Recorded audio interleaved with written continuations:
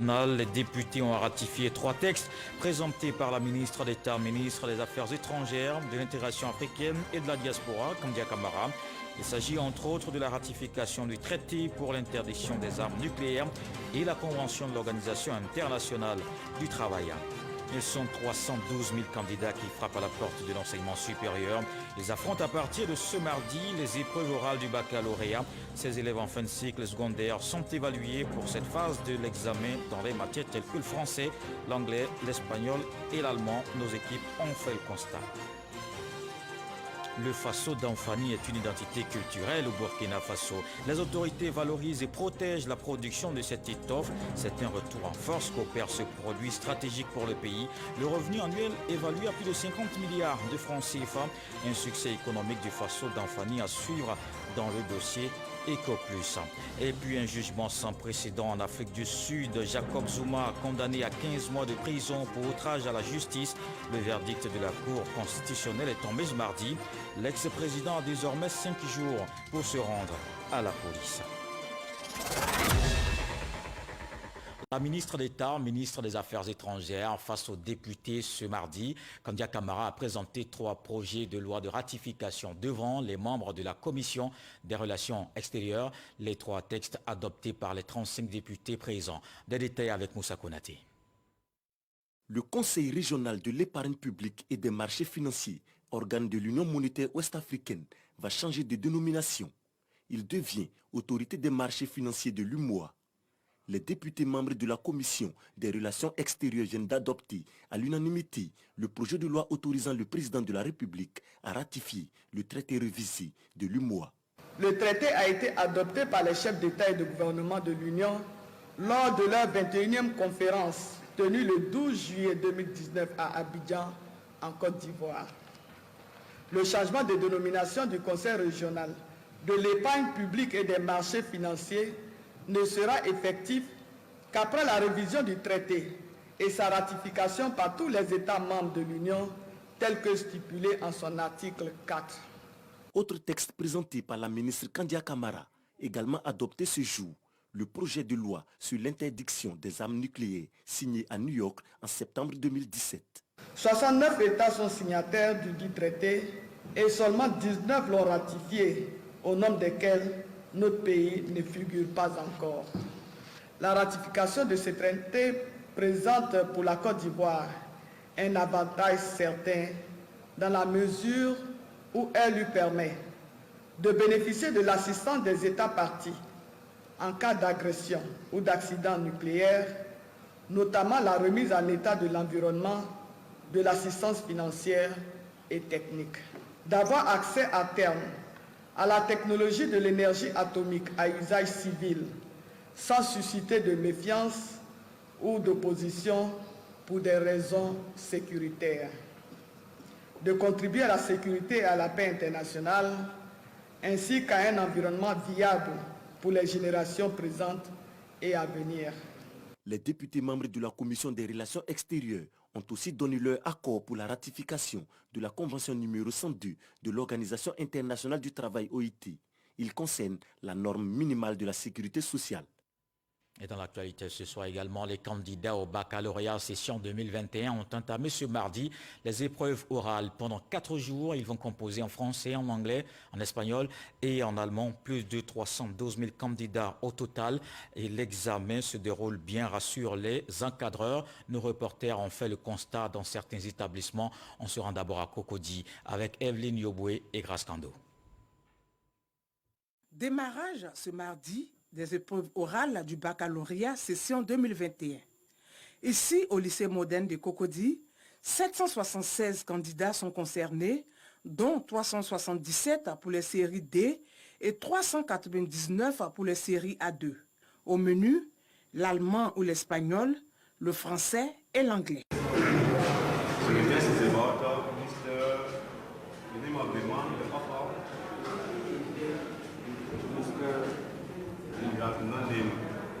And where does the man come from? Come from Gambia. Come from Gambia. Dans l'ensemble, tout se déroule bien. Effectivement, les enfants sont arrivés très tôt ce matin. Nous, on attendait que les enseignants pour les mettre dans les différentes salles d'attente. Et c'est comme ça qu'on les appelait un à un en fonction des différentes vacations pour éviter que ceux qui ne sont pas appelés restent sur place, qu'ils rentrent à la maison et reviennent le lendemain. Tout se déroule bien au lycée moderne de Cocody. Il en est de même au lycée municipal de Marcory. Dès 7h30, les candidats ont répondu présents et sont au nombre de 671. Aujourd'hui, j'ai fait l'oral de français. Ça s'est bien passé. J'ai pris le test numéro 1. Il parle de... En fait, l'œuvre, c'est pour le bonheur des miens. Ça parle de la précarité d'une famille. Comment est-ce qu'ils gèrent? Ça se passe très bien, ça se passe bien les enfants. Vous voyez que c'est calme. Et ceux qui sont concernés sont dans les salles d'attente. Et ceux qui sont aussi en contact avec les interrogateurs sont dans les salles d'interrogation. Et donc tout se passe très bien. Les épreuves orales du bac s'achèvent vendredi prochain. Quant aux épreuves écrites, elles sont prévues du 5 juillet au 9 juillet. La proclamation des résultats le 27 juillet. Et les élèves de la terminale face aux épreuves orales du baccalauréat à Bouaké. Dans la région de Bouaké, ce sont au total plus de 15 000 candidats qui prennent part à l'examen. Ils sont repartis dans 26 centres. Kwadio Kwame. Les épreuves orales du baccalauréat session 2020-2021 ont débuté ce matin à Bouaké. Dans les différents centres d'examen, tout se déroule dans le calme et la sérénité selon les examinateurs et les candidats. On essaie de les rassurer. Il y a plusieurs tests. Voilà, il y a des romans. Pour la série D, par exemple, on les interroge sur une œuvre romanesque qu'on appelle couramment œuvre intégrale et des groupements de tests. Actuellement, je suis à l'oral français. J'ai pu du savoir. Je suis stressée, mais pas aussi stressée que ça. Parce que quand je vois mes amis, quand ils viennent, ils sont souriants, tout souriants. Donc, je suis un peu sereine pour le moment. Au total, 15 648 candidats des deux directions régionales de l'éducation nationale et de l'alphabétisation Drena Bouaké 1 et 2 affrontent les épreuves orales du baccalauréat jusqu'au 2 juillet prochain, soit 5 703 candidats pour la Drena Bouaké 1 qui compose dans les 10 centres et 9 945 candidats de la Drena Bouaké 2 qui composent dans 16 centres. Les épreuves écrites se dérouleront du 5 au 9 juillet 2021 et les résultats sont prévus pour le 27 juillet 2021. Et la ministre de l'Éducation nationale veut un système plus performant. Bientôt les états généraux de l'école ivoirienne. Maria Toukone se donne les moyens pour le succès de cette consultation à grande échelle des responsables en mission à Dakar. Ils s'inspirent du modèle sénégalais. Les deux parties échangent et partagent leurs expériences. Hervé Blé est notre envoyé spécial à Dakar. Bien faire, surtout mieux faire. Pour tenir cet engagement, au profit de l'école ivoirienne, Maria Toukone, la ministre de l'Éducation nationale et de l'alphabétisation, ne manque aucune occasion de s'enrichir d'expériences diverses et de ce qui fait leur succès. Une délégation du ministère est en séjour d'imprégnation à Dakar. Le Sénégal a organisé des états généraux de l'éducation en 2015 et son système éducatif connaît des avancées positives qui intéressent la mission ivoirienne. Son ministère prépare, on le sait, les états généraux de l'éducation et de l'alphabétisation. Et la partie sénégalaise marque sa disponibilité à accompagner la Côte d'Ivoire. Nous avons les mêmes problématiques, que ce soit en Côte d'Ivoire ou ici. On en parle beaucoup au niveau de la conférence. On échange sur beaucoup de pratiques. Mais la demande elle est extrêmement forte et on ne fera plus comme avant. On ne peut plus concevoir le système éducatif comme un système entre quatre murs isolés. Et il faut également qu'on voit système, qu'on voit l'enseignement préscolaire, l'enseignement moyen, l'enseignement secondaire, jusqu'à l'enseignement supérieur et la formation professionnelle. C'est ça qui se trouve dans notre programme d'amélioration de la qualité, de l'équité et de la transparence. Les échanges et le partage d'expériences ont commencé lundi avec les structures du ministère de l'Éducation nationale du Sénégal vont durer jusqu'à vendredi. Avec nos collègues des structures du ministère de l'Éducation du Sénégal, nous avons abordé un certain nombre de questions concernant la coordination des projets. Nous avons regardé avec eux le pilotage de ces projets, les outils de gestion qui ont été mis en place. Les débats ont été très denses et annonce des perspectives intéressantes, surtout en matière de coopération et de partenariat que nous pouvons faire au-delà de cette mission. Initiatrice de cette mission d'imprégnation, la ministre Amariatou Koné est attendue à Dakar. Elle prendra part aux travaux de restitution de la mission d'échange entre le ministère de l'Éducation nationale et de l'alphabétisation et celui de l'Éducation nationale du Sénégal. On s'intéresse aussi à la lutte contre la Covid-19. Continuons le respect des mesures barrières. Voici les chiffres de ce mardi.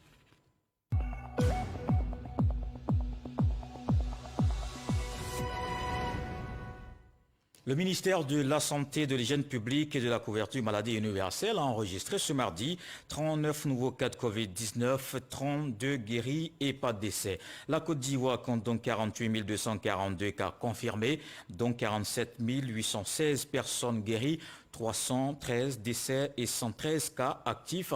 Au total, 749 368 doses administrées contre la Covid-19. On s'arrête sur ce document et je vous emmène au Burkina Faso. Les autorités se sont engagées à valoriser et protéger la production textile artisanale locale, en particulier le Faso d'Anfani. C'est un retour en force qu'opère ce produit stratégique pour le pays. Le potentiel de revenus annuel est évalué à plus de 50 milliards de francs CFA. Le processus de labellisation de ce textile introduit en 2019 lui confère une importante plus-value économique. Son succès commercial est indéniable, même hors des frontières burkinabées. C'est le dossier Éco Plus de ce soir. Le Faso d'Anfani, une identité culturelle, un succès économique, un sujet de Jean-Luc Gbangbo et Zakaria Traoré, de retour de Ouagadougou.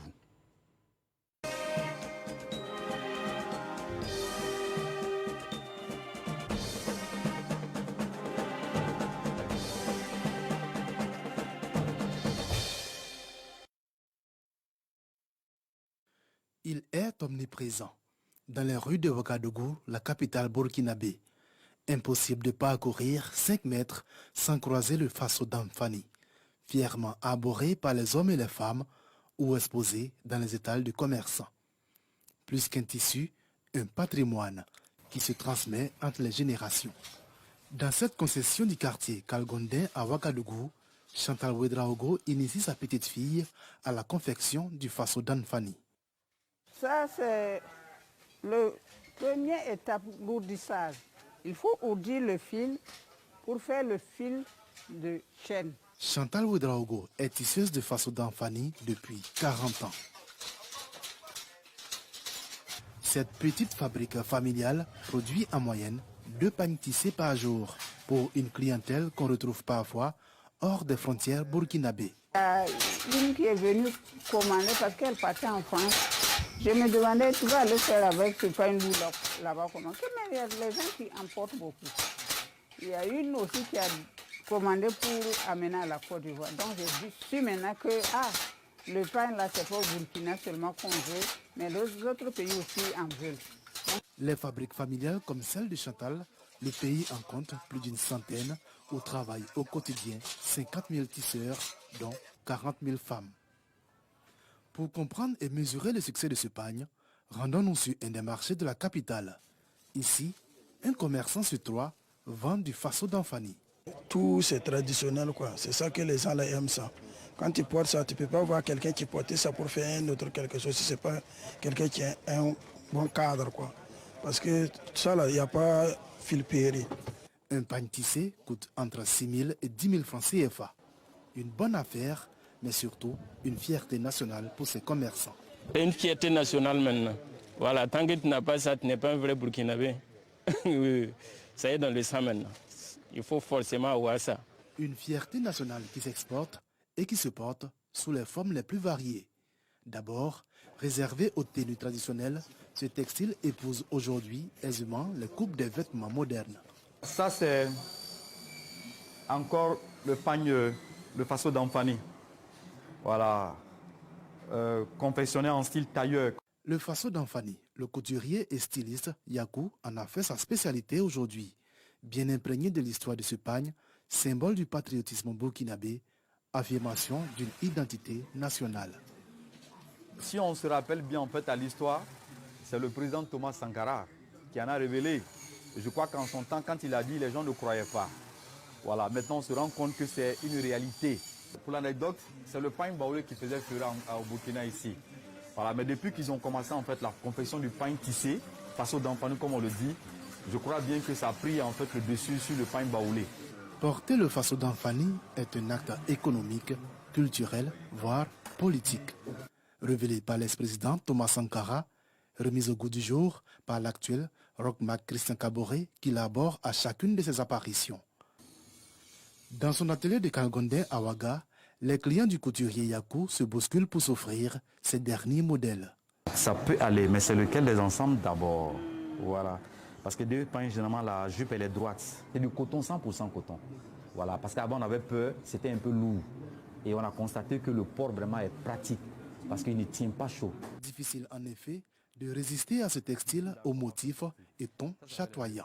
Quand on les porte, voilà, bon, on ne sent pas la chaleur. Surtout que nous sommes dans un pays où il fait très chaud. En façon d'Anfani, tu te sens mieux. Ça valorise la culture burkinabé. Voilà, ça amène ça hors des frontières du Burkina. Oui, très contente de ce pain. Yakou confectionne chaque semaine des dizaines de tenues dont les prix oscillent entre 25 000 et 50 000 francs CFA. De façon générale, le potentiel de revenus annuel autour du faso d'Anfani est évalué à plus de 50 milliards de francs CFA. Aujourd'hui, ce textile est l'un des principaux produits d'exportation du pays. Abdoulaye Moussé est député à l'Assemblée nationale burkinabé. Il est surtout l'un des principaux promoteurs du faso d'Anfani. Il n'y a pas que le faso d'Anfani en Afrique, nous le savons très bien. Et il y a également d'autres types de textiles. La chance du Burkina Faso, nous avons pu donner des variantes au niveau de la filature. C'est ce qui fait que les stylistes arrivent à l'utiliser sur l'ensemble du continent. Commissaire général du Salon international du textile africain, CITA, il rêve d'un destin panafricain pour le faso d'Anfani. C'est ce que nous devrons aller pour apprendre aux femmes à Djibouti. Et aussi, c'est le tissu officiel du CITA 2021 à Djibouti. Du faso d'Anfani à Djibouti, dans la corne de l'Afrique. C'est un voyage de 6428 km. Une consécration pour ce pagne dont le processus de labellisation a été engagé par le ministère du Commerce et de l'Artisanat burkinabé depuis 2019. Cette labellisation aura pour objectif, d'une part, de barrer la route à une contrefaçon qui n'est jamais bien loin et d'autre part, de protéger les emplois de millions de personnes, en majorité des femmes. Le dossier encore plus ce soir, le faso d'Anfani, une identité culturelle, un succès économique. Et puisqu'on parle d'économie, l'appui aux femmes et aux jeunes pour leur autonomie financière améliore la prospérité locale.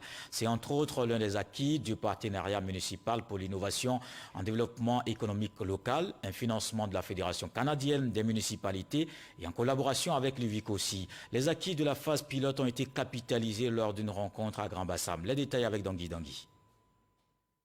Fabricante et vendeuse de perruques au bord de la route non loin du rond-point du Grand-Bassam, Nieli rêve de plus d'autonomie financière. J'aimerais un jour avoir moi-même mon propre coin, un salon pour réaliser mes choses. Sinon pour le moment ici, c'est parce que je n'ai pas les moyens. L'émergence d'un environnement favorable à l'autonomie financière des jeunes et des femmes est indispensable au développement local. C'est l'un des enseignements de la phase pilote des partenariats municipaux pour l'innovation en développement économique local dénommé PMI-DEL. Je prends par exemple le projet de la transformation de bio de la mangue séchée avec un montant de 6 millions non remboursables. Aujourd'hui, les femmes ont un chiffre d'affaires de près de 20 millions. Maintenant, pour l'élevage de l'agouti, elles sont passées par de 6 millions à 14 millions. Donc, je vous dis effectivement que l'impact est réel et indiscutable. Autant d'acquis de la phase pilote du PMI-DEL qui ont été capitalisés lors du forum de développement économique qui a eu lieu à Grand-Bassam. Il est démontré, sans aucun doute, que de miser sur l'entrepreneuriat féminin et, pour ce qui est des jeunes, de leur offrir des occasions d'obtenir de l'expérience, de se bâtir un curriculum vitae et puis de développer des contacts, toute la communauté en bénéficie. Nous avons pu constater le savoir-faire en matière de développement local. Nous souhaitons toujours l'accompagnement pour que des 201 communes de Côte d'Ivoire, beaucoup d'autres communes puissent en bénéficier. Le directeur général de la décentralisation rassure, le gouvernement accompagnera les collectivités locales. Il est utile d'indiquer, mesdames et messieurs, le transfert des ressources est constitutionnalisé en Côte d'Ivoire. Là où il y a une compétence, il faut transférer. Dans le cadre de ce partenariat, les capacités de l'Union des villes et communes de Côte d'Ivoire et Vicossi ont été renforcées dans sa quête de leadership en matière de développement local.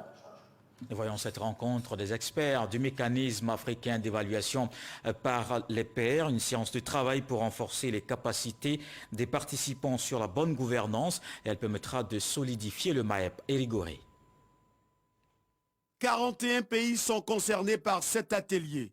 Ce sont les États membres du système continental de suivi, d'évaluation et de rapport du mécanisme africain d'évaluation par les pairs. Cet atelier d'Abidjan réunit les experts présents pour un partage d'expériences. Les différents modules seront consacrés au renforcement des techniques de la bonne gouvernance. Ce qui est le plus important dans le processus de MAEP, c'est la mise en œuvre de ces recommandations. Donc ce qu'on est ici en train de faire, c'est de travailler avec nos membres pour discuter avec eux, pour améliorer nos méthodes de suivi. La Côte d'Ivoire, notre pays, est cité en exemple pour sa mise en œuvre de façon efficace des stratégies de bonne gouvernance. La Côte d'Ivoire a été évaluée en 2019 et son Excellence, le président Alassane Dramane Ouattara, a présenté un rapport qui a été magistralement évoqué et qui a été fort apprécié de l'ensemble de ses pairs chefs d'État africains. Et il n'est que justice que quand on veut assurer le suivi et l'évaluation de là, qu'on vienne voir un peu l'expérience ivoirienne.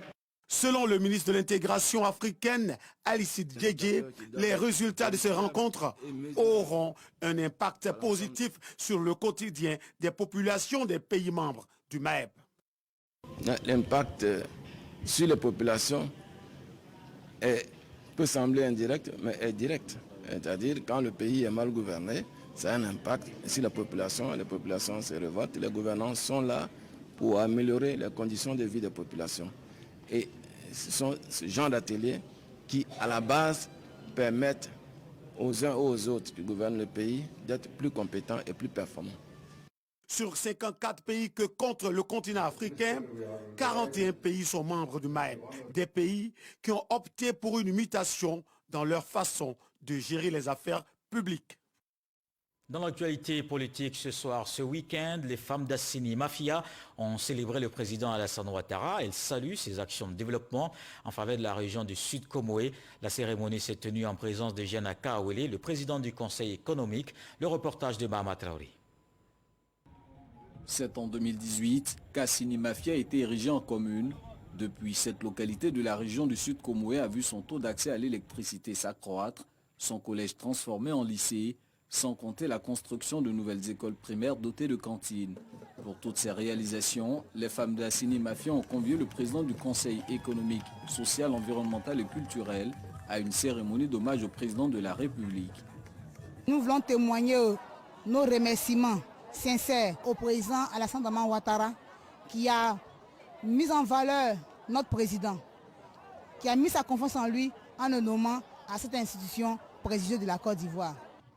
Avec la clairvoyance politique du chef de l'État et les actions d'envergure qu'il pose en faveur de notre région, nous sommes assurés que le développement qui est amorcé se poursuivra pour le bonheur de tous, pour le bonheur des femmes.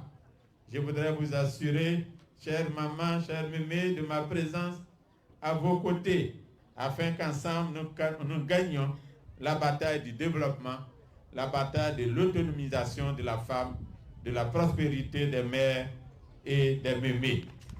En sa qualité de président du Conseil régional du Sud Comoé, Eugène Akaouele a promis aux populations la construction prochaine d'un collège de proximité au profit du village balnéaire d'Assouindé. Et le tour de l'actualité nous emmène dans la Marawi. Le ministre de la promotion de la bonne gouvernance et du renforcement des capacités initie une série de rencontres et d'échanges avec les chefs coutumiers de la région. Epiphane Zoro exhorte les têtes couronnées à soutenir les actions de développement et de paix. Il appelle à la consolidation du vivre ensemble. C'est ce que nous rapporte Charles Tatou. Cette série de rencontres du ministre de la promotion de la bonne gouvernance, du renforcement des capacités et de la lutte contre la corruption vise la prise de contact avec les chefs traditionnels des différents départements qui composent la région de la Marawi et la sensibilisation pour les inciter à s'approprier les actions de cohésion sociale menées par le gouvernement dans leurs localités respectives. À Saint-Fra, le ministre Epiphane Zorobi a échangé avec les garants de la tradition, livrant les messages de cohésion sociale. Il les a exhortés à soutenir sans relâche les actions de développement et de paix du gouvernement en vue de la consolidation du vivre ensemble dans la Marawi. La Marawi est en chantier. Saint-Fra en chantier, Boiflé en chantier, Genoula en chantier. Une action de développement, c'est un combat. Et quand tu n'as pas tes parents avec toi, tu es faible, tu es fragilisé. Et mes parents viennent de me dire, nous sommes avec toi, nous sommes pour le développement, nous sommes pour l'entente, nous sommes pour la cohésion. Et c'est tout le symbole qu'il faut voir en cette cérémonie. Le ministre Epiphane Zorobi a bouclé sa série de rencontres et d'échanges dans la ville de Bonon. Brassage de peuple du fait de sa position de zone de grande production agricole. Ici également, les chefs traditionnels ont été sensibilisés sur les notions de paix et de cohésion sociale. Éric Gou est le président exécutif de l'URPCI. Il a été investi ce lundi à la tête du conseil exécutif de l'Union des radios de proximité de Côte d'Ivoire. Un mandat de 3 ans. Lui et son bureau ont affiché leurs ambitions pour le secteur en présence de 2 membres du gouvernement. Patricia Omouetia. Élu le 29 janvier dernier à la présidence du conseil exécutif de l'Union des radios de proximité de Côte d'Ivoire pour un mandat de 3 ans, Éric Gou est le nouveau président de l'URPCI. Il a été investi avec les membres de bureau des organes de l'organisation. Son ambition est de rendre l'organisation plus forte, plus solidaire et plus performante. Notre vision, c'est de bâtir l'URPCI, de faire en sorte que l'URPCI ait un patrimoine. C'est pour cela que nous commençons donc par le projet de la maison de la radio que nous voulons bâtir à Yamoussoukro. En plus de cela, il y a la formation. Il faut que nous ayons des radios très fortes avec de très bonnes émissions. Mais pour le faire, il faut avoir également des agents bien formés. Le parrain de la cérémonie a souligné que les radios de proximité sont très écoutées dans les zones les plus reculées du pays. Par conséquent, elles devraient porter un message de paix et de cohésion. Cette union des radios de proximité puisse être ce vecteur qui va donc propager les messages de paix, de cohésion et d'entente. La représentante du ministre de la Communication, des médias et de la francophonie a traduit tout l'engagement du ministre Amadou Koulibaly et son soutien à la nouvelle équipe dirigeante de l'URPCI. Monsieur le ministre tient, je crois, par cette présence à cette cérémonie, à rappeler l'importance de la radio de proximité qui, à travers les contrées lointaines de notre pays, à travers donc les villes et villages de nos pays, justement permettre d'informer les populations. L'Union des radios de proximité de Côte d'Ivoire compte environ 170 radios réparties sur l'ensemble du territoire national. L'Agence nationale de la formation professionnelle mène des réflexions sur son nouveau plan stratégique. Il comprend la période 2021-2023. L'AGFOP veut se positionner comme un outil de développement des compétences. L'accent est alors mis sur l'amélioration de la productivité des entreprises. Jean-Marc Diadji.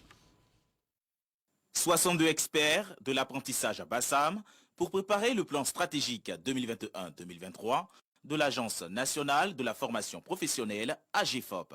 Ce nouveau plan d'action vise à améliorer les curricula et programmes de formation diplômante et qualifiante tant dans le secteur privé que public. Le thème principal de ces assises, l'ingénierie pour le développement des compétences, a principalement animé les débats. Pour ce nouveau plan, nous voulons aller au-delà de ces différents secteurs agricoles. Notre dispositif de formation d'ensemble, qui est l'enseignement technique et formation professionnelle, dispose de contenus de formation un peu dispersés par moment pour les mêmes sujets. Ce que nous espérons, et notre rêve aujourd'hui, c'est que l'AGFOP soit utilisé soit vu comme le cabinet d'ingénierie certes de l'État, mais l'instrument de référence pour l'élaboration des programmes et contenus de formation. Le ministère de l'enseignement technique, de la formation professionnelle et de l'apprentissage a salué l'initiative de l'AGEFOP. On ne peut rien faire sans un plan stratégique, une vision bien précise de ce que on souhaite réaliser dans l'avenir. Donc le dispositif de l'enseignement technique va suivre ce mouvement. Et il est annoncé plusieurs réformes dans le secteur, dont celui du FDFP et de renforcer la collaboration avec les branches professionnelles.